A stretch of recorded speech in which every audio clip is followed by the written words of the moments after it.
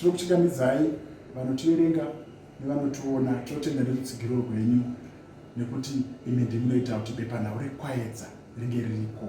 Ini ndinoitwa Patrick Shamba, ndini editor pachirungu anonzi Pepeti webepanhau irori. Totenda nerutsigiro rwenyu, asi yakwanazve nguva iya yatinogara tichiti hatisanganei tirwise chirwere chinonzi kenza, pachivanhu tinoiti isu kugomarara.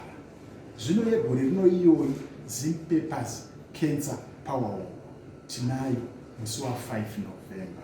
Tirikuti isisu musi iwoyo ngatisanganei, ngatiunganei. muHarare totanga nenguva dzemangwanani 5:30 tinenge tiri paOld Alliance. Asi tiri kuzosanganazve kumamaguta kwatiri kwekuti tiri kuti uyaiwo ikoko.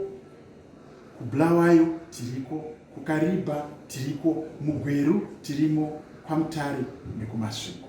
Chatingadi ndechekukurudzira kutsigira chirongwa ichi. Zvino kuchitsigira kwachona ndekokuti wangouya wakabata madhora ako $10 yekutsigira chirongwa ichochi, hauzodzokera uri maoko, unodzokera uine yako yakadai wakachena. Saka chatiri kuda ndechekuti kurudzira kuti musi uyu tisangane, tiite zvose, tifare. Hanzi vamwe vanoiti zumba iriko nekufamba kuitira kuti chirongwa chedu chibudirire. Tinokutendai, uyai ndonguva yekuti tisangane. Neni ndiriko ikoko.